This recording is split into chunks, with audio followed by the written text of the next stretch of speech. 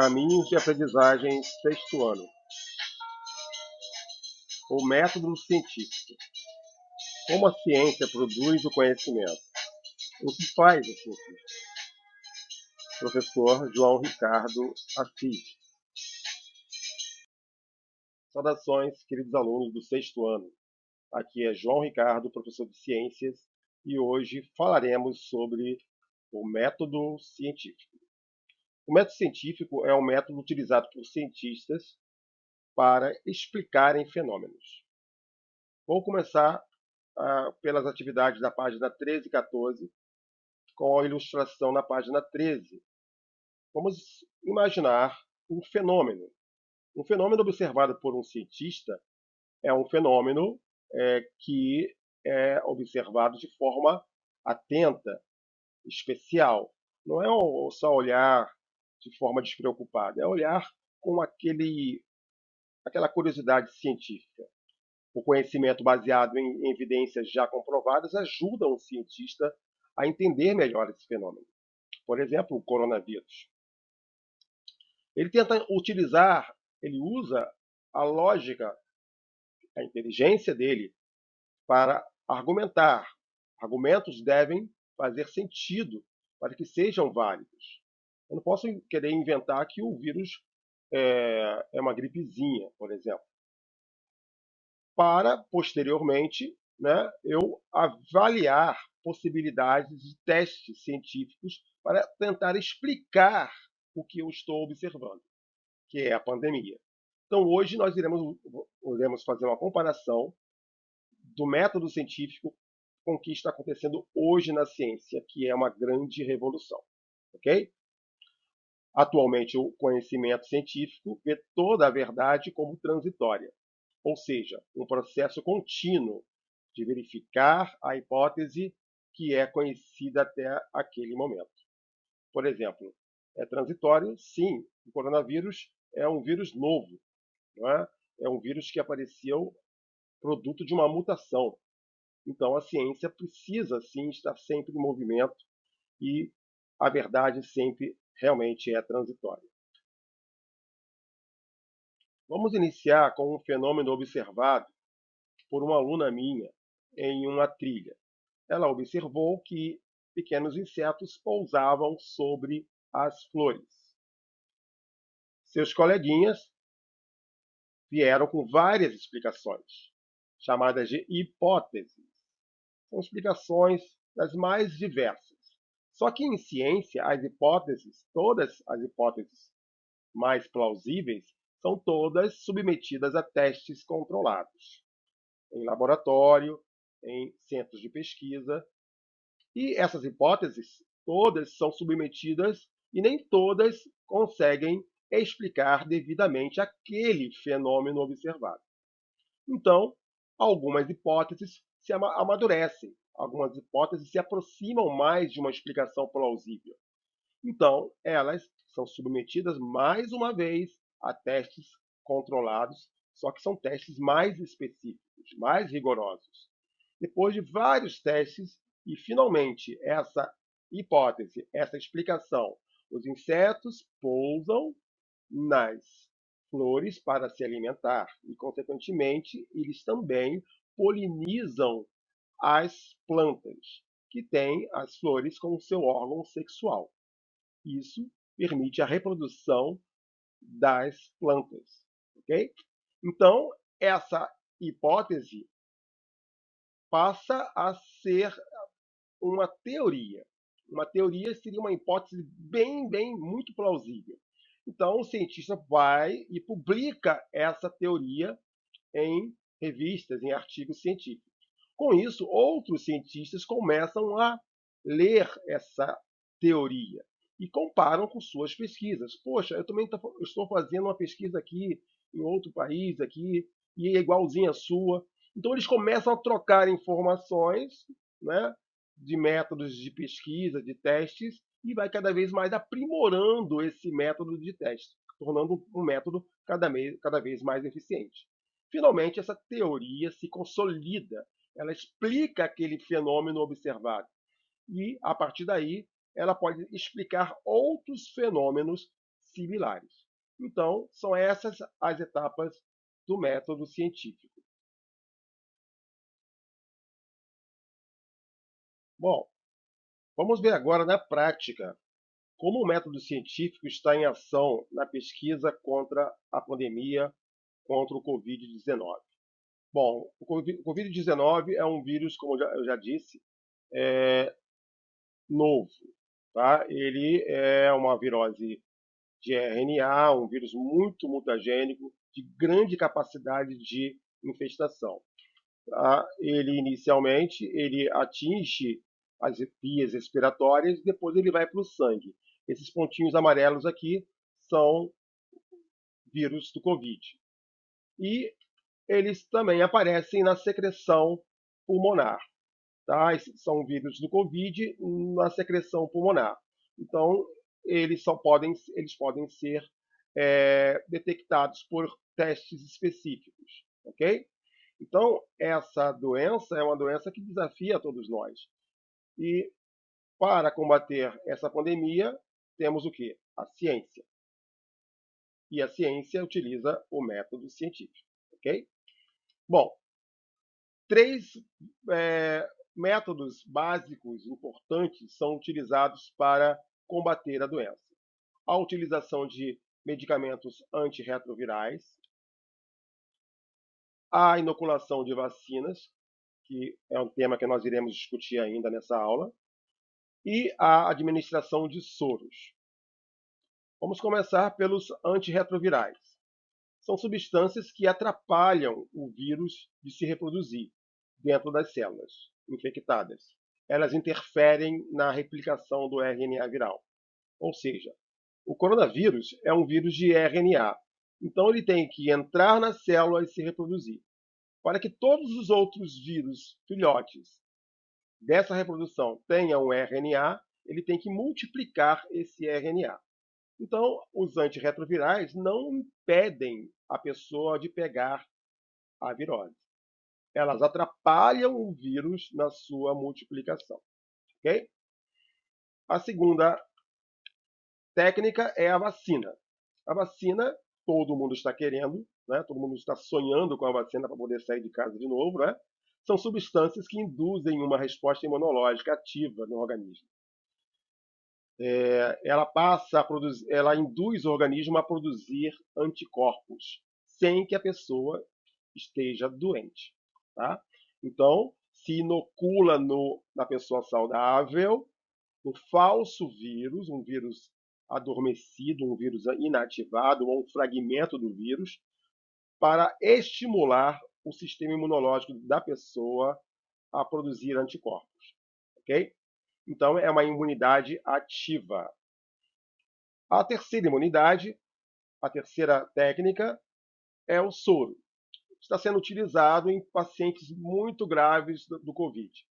Tá? São pacientes que não conseguem produzir seus anticorpos. Então, os soros são substâncias que atuam diretamente no combate à infestação viral, pois são anticorpos ativos, provenientes de animais ou pessoas recuperadas. Uma pessoa que já pegou a virose, né, ela desenvolveu no seu sangue anticorpos suficientes para combater e neutralizar o vírus.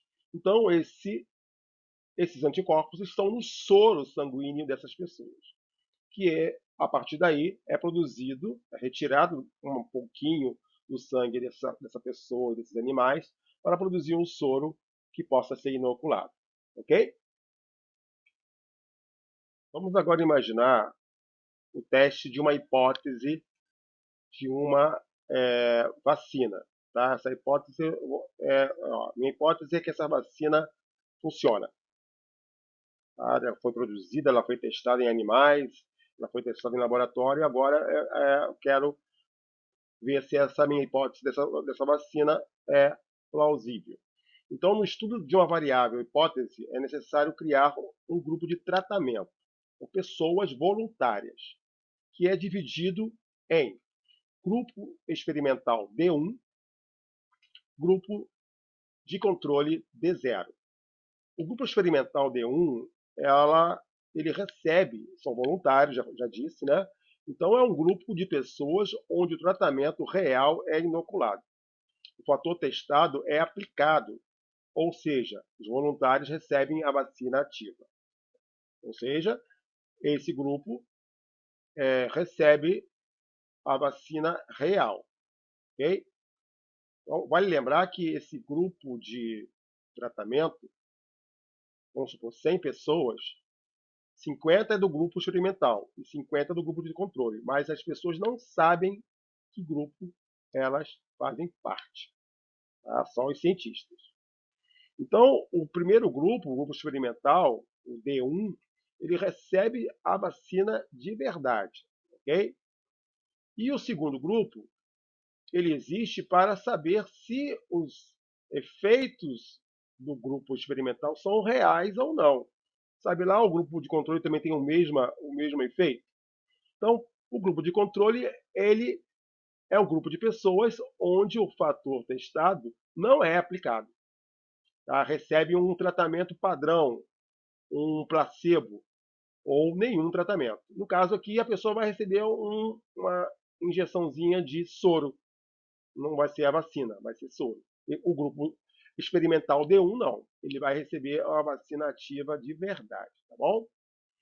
Bom, quais são os resultados esperados? O grupo experimental D1 e controle D0 precisam apresentar uma diferença significativa na quantidade de afetados pela virose. Ou seja, se espera uma quantidade muito menor de doentes no grupo experimental. Ou seja, o grupo que recebeu a vacina de verdade, né, se minha hipótese está correta, vai criar anticorpos, vai ser estimulado a criação de anticorpos que vai bloquear a multiplicação do vírus nas pessoas. Ou seja, ela vai adquirir uma imunidade ativa, tá bom? Então, ao final de uma tabela de estatística, a frequência de infestação deverá ser o grupo D0 vai ser maior do que o grupo D1, ok?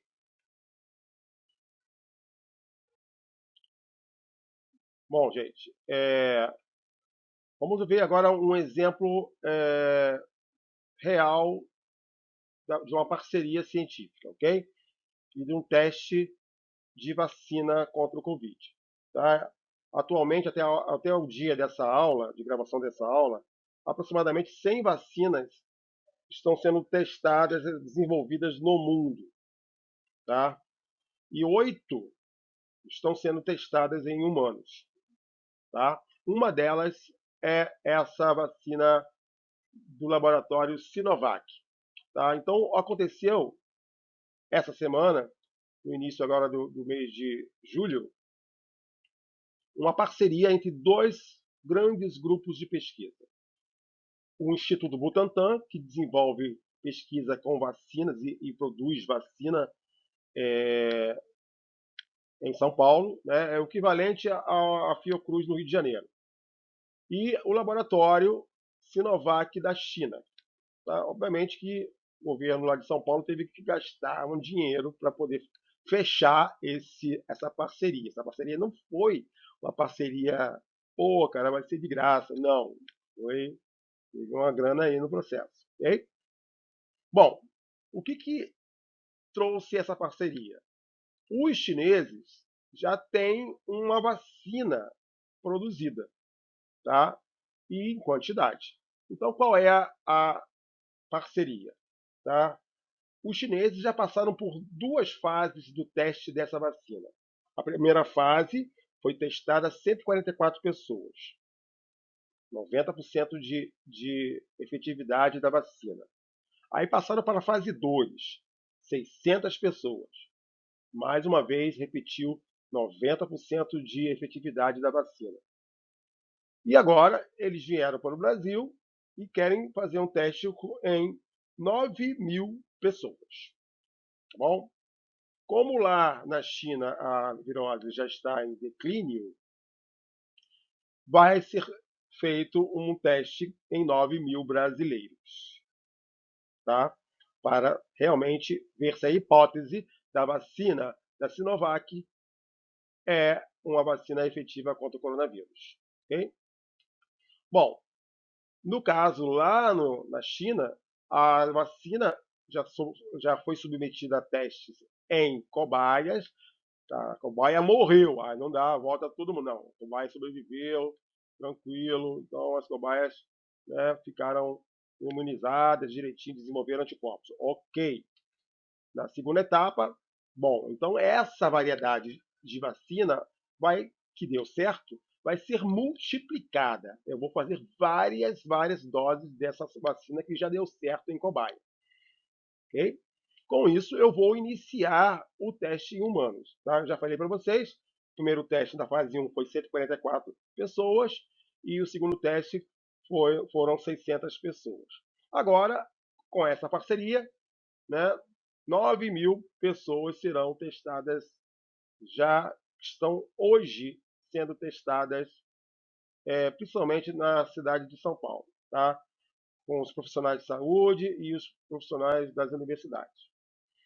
Qual é o objetivo disso? Se mais uma vez o resultado for positivo, será possível, né, ainda esse ano, que o medicamento que veio da China, né, essa hipótese que essa Sinovac, esse laboratório e as suas vacinas funcionarem, deram um resultado relevante nas pessoas, nessas 9.000 pessoas, vai ser possível que essa vacina seja produzida no Instituto Butantan e, a partir daí, né, ser compartilhada em outros institutos e serem distribuídas para vacinação em massa no Brasil.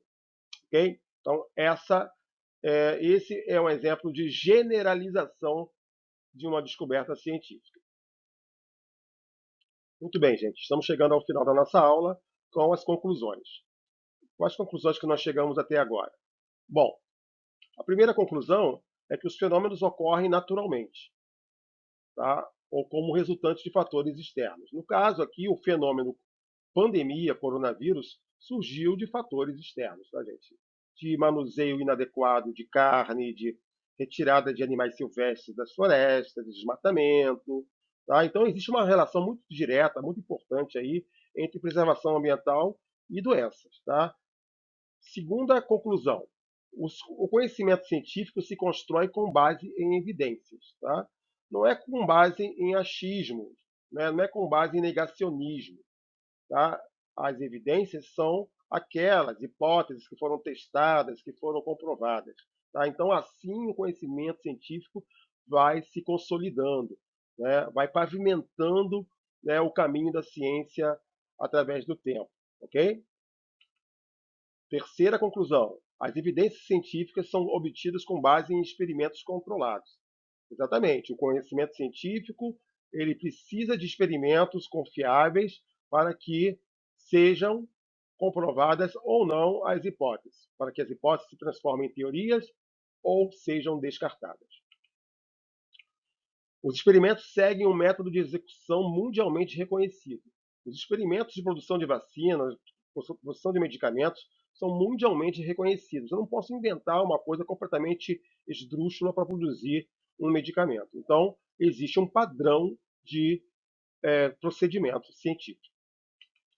As informações obtidas pelos experimentos precisam ser compartilhadas. Hoje em dia, com a internet, fica muito mais fácil, né?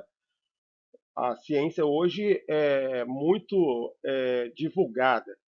Então, com isso, o meu método de pesquisa pode ser entendido por outras pessoas no mundo todo.